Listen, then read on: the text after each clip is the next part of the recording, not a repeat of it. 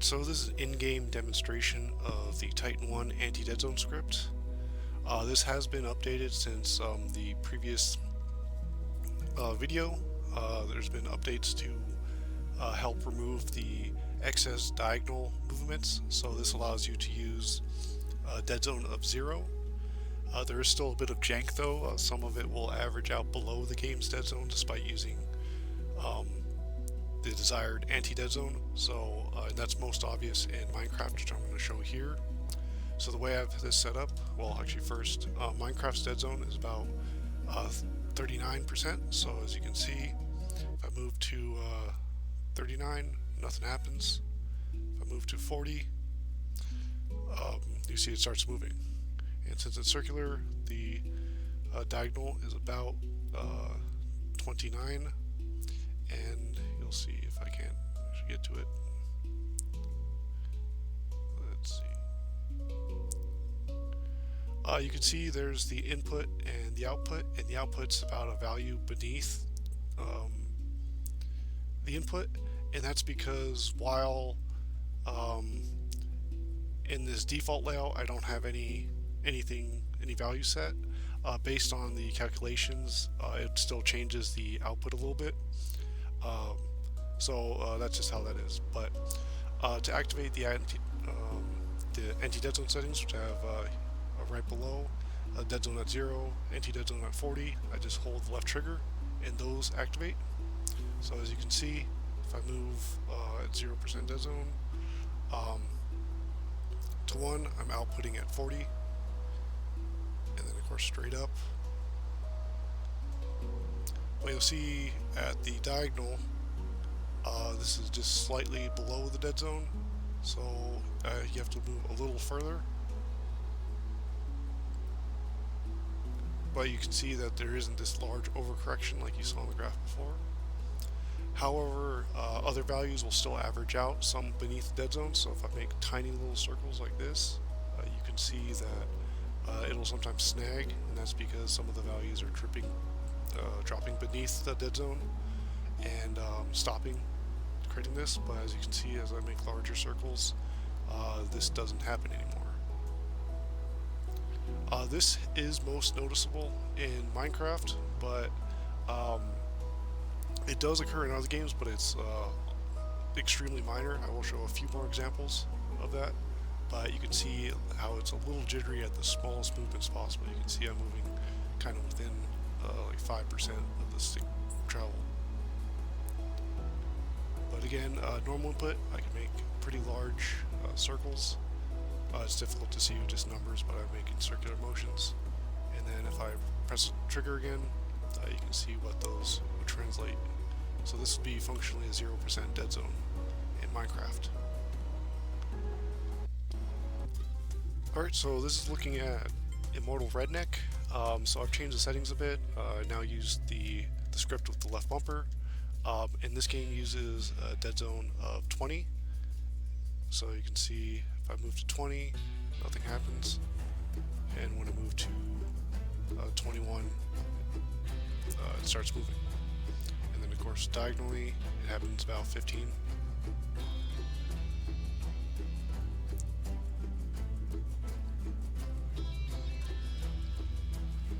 So I have the dead zone still set to 0, the anti-circular dead zone set to 21 just so we start beyond the dead zone. So you can see me making normal movements, nothing happens because it's within the dead zone, and when I hold the left bumper, those same movements are being applied.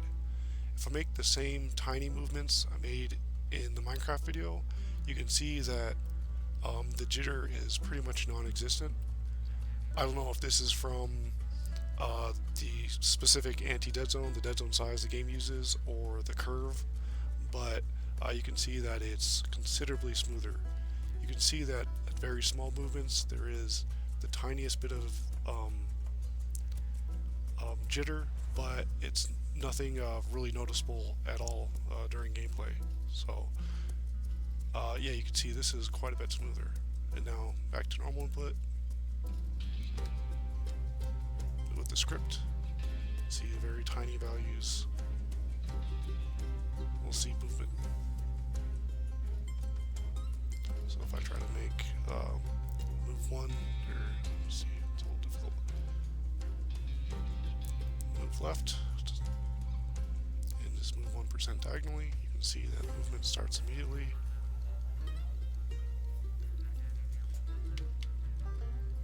Yep, so this is the example for Immortal Redneck, a 0%, functionally 0% dead zone, countering the game's dead zone completely.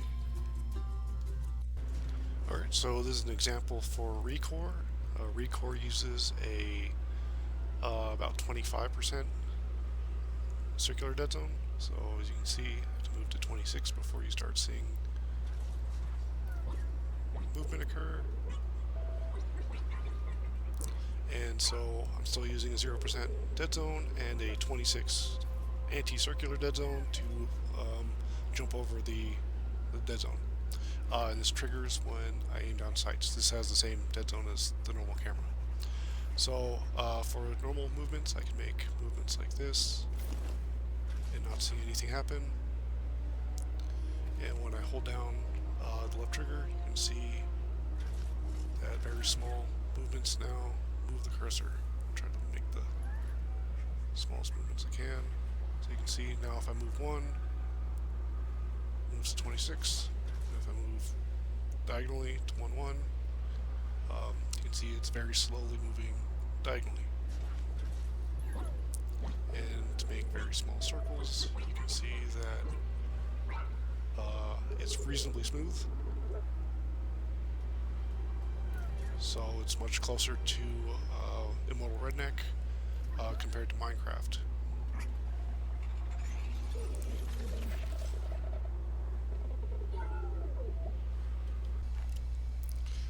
Alright, so the last example I want to give is for Tomb Raider Anniversary.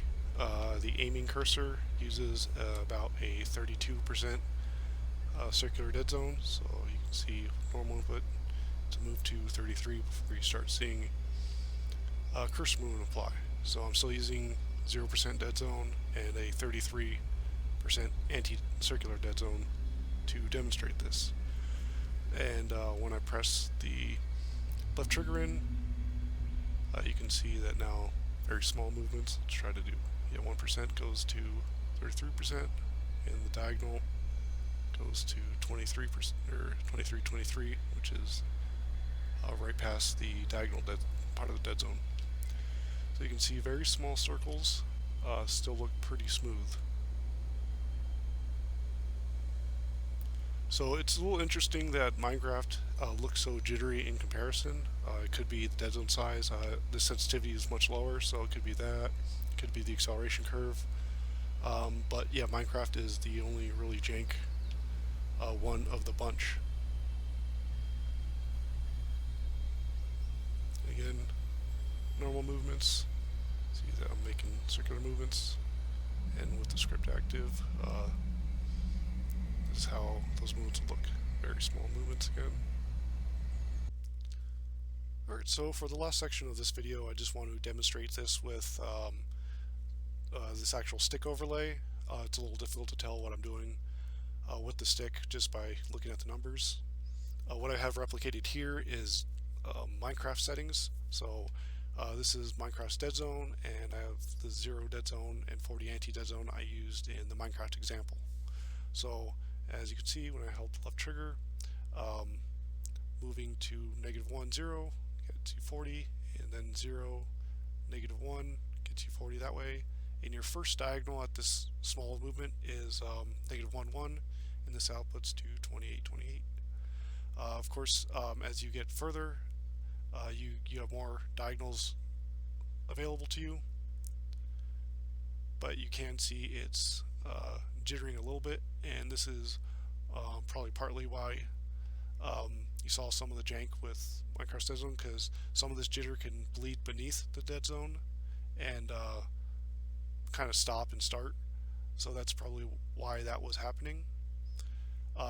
It looks jittery, but this is because if I let go of the trigger, you can see that I'm moving just around here. So that's being expanded to this area. So there's not many values you have access to that are being expanded this far. The thing that which helped a lot to correct the diagonal overcorrections, where we had the kind of the square shape for values under 3 dead zone, and even then there was a bit of overcorrection in the diagonals, is I said this device uses a resolution of -100 to 100, which has an effect, but it also only uses integers. So for every calculation I make, um, it has to be an integer. So if you get a value of 14.6, it'll actually be converted to 14. So you lose that 0.6 value, which, based on the amount of calculations, can become significant throughout all of it. So for small values, what I did to compensate is try to just make the value bigger. So while I couldn't use 14.6, if I could try to find it so it would give me 146, I can carry that value throughout more calculations. So I was able to get at least functionally one decimal until to carry throughout the calculations before simplifying it at the end result. And this is what allowed this pretty big improvement for uh, the shape. So while Minecraft was an outlier, the other games I showed are smoother, and the majority of games I've tested this in are significantly smoother than Minecraft. I still don't know exactly what the reason is, but um, that's so far the main outlier. So again, these are small movements with trigger with the settings enabled. Normal movements, settings enabled. And that's about it. On top of kind of making the anti-deadzone calculations a little better, I've also added midpoint values which customize the curve. So you can use those to get some crude customization. It's still not as good as the Titan 2, but it does work pretty decently. Thanks for watching, and have a good rest of your day.